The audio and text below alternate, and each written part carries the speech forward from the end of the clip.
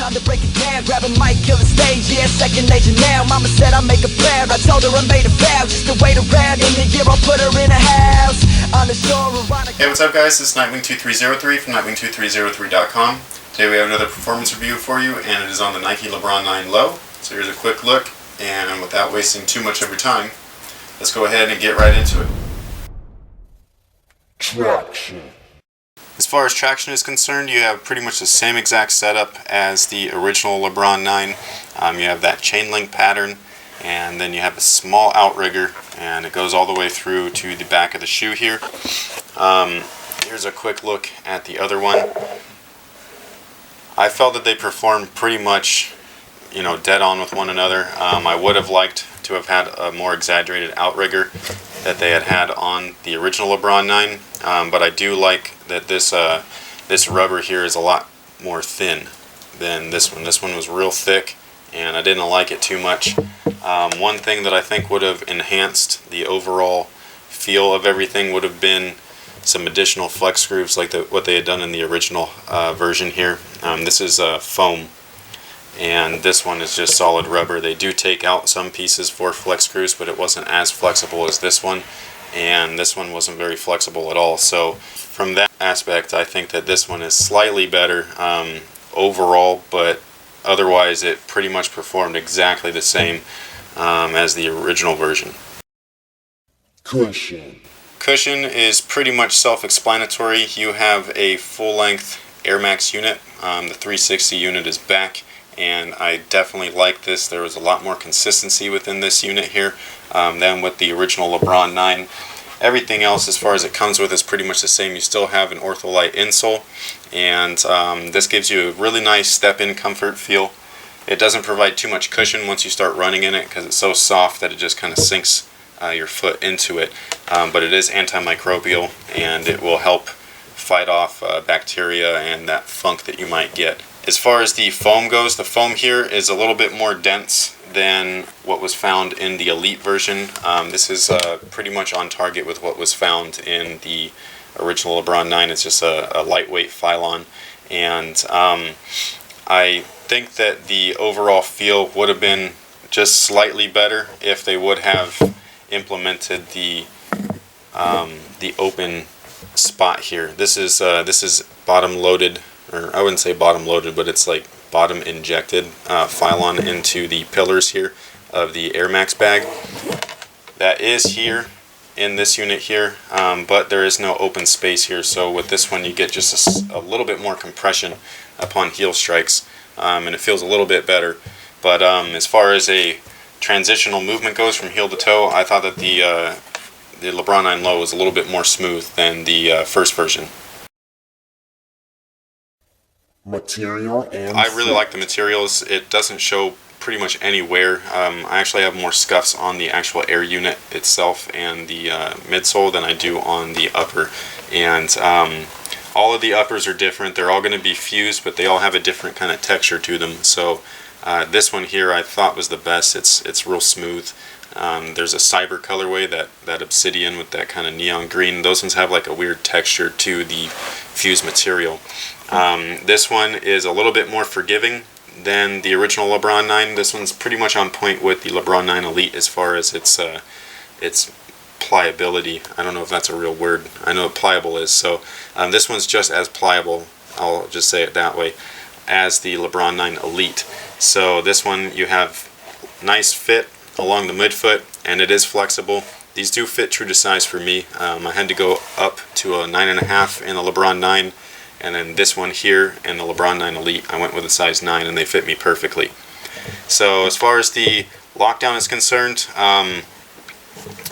this one was not as good as either of the other two models, mostly just because of the collar height. If this would have been raised up just slightly, I think that you would have really been able to keep that heel in place. Luckily, they still left the lockdown wings, and so that's pretty much what supports most of your fit right there. As soon as you lace this up, it just kind of chokes everything, and that part of your foot is not moving anywhere.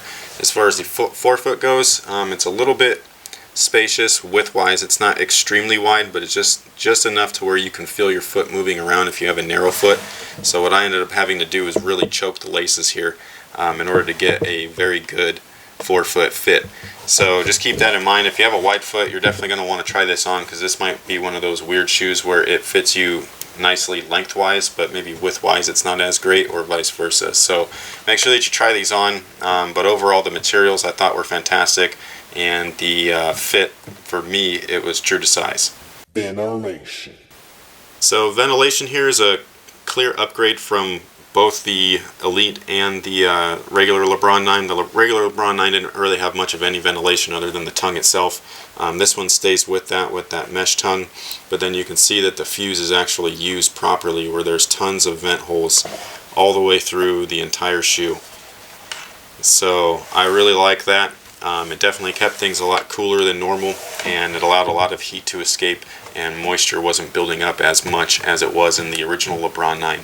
The LeBron 9 Elite isn't as breathable as this one, but it's still pretty good, and it's definitely something that's doable. Out of the three, this one definitely has the best ventilation. Support.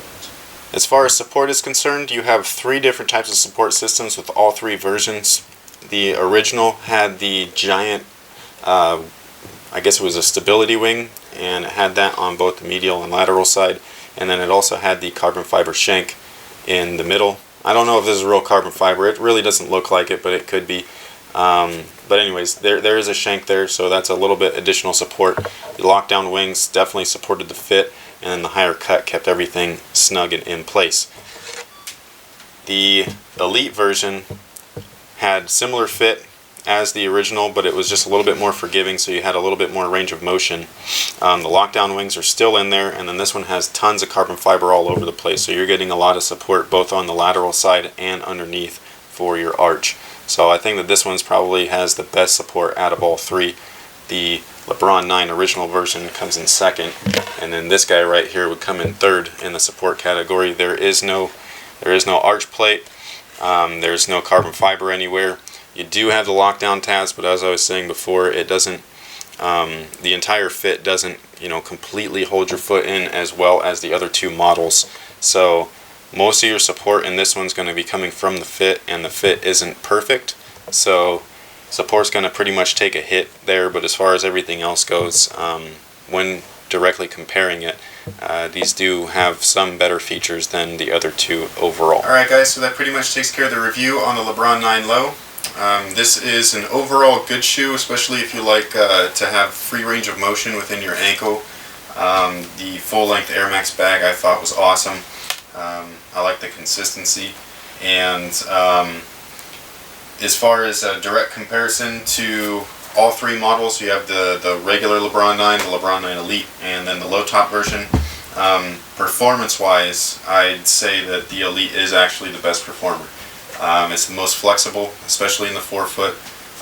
These two actually weigh exactly the same. It's about 15.1 ounces. And they're still very durable. They have all that Kevlar. The carbon fiber is great for support. And this also gives you a lot of range of motion within your ankles, seeing that these are also a low top inside of a high top shell. The worst performing one out of all three, in my opinion, is the actual LeBron 9, the high top. And I just didn't like the clunkiness, the slappiness of the transition, the inconsistency within the cushion from heel to forefoot. The fit was great, but other than that, I just didn't think it was a great performer overall when comparing it to the other two versions. So if I were to be able to pick one, it would definitely be the Elite. Price is definitely a factor with most people, so you might want to weigh that in. As far as the low top goes, I do recommend it. However, it's just not that flexible, so if you're a bigger guy, this is going to definitely be for you. If you're a big dude that likes to wear low tops while playing, so maybe you've been playing in Hyperfuse or low top Kobe's, this would be a good alternative. You got max cushion here, very durable and breathable upper with a pretty good lockdown, and then again low top, so free range of motion for your ankle. But that pretty much takes care of it. Thank you guys for watching. If you want to see the scores for the shoe, you can go to my site, nightwing2303.com.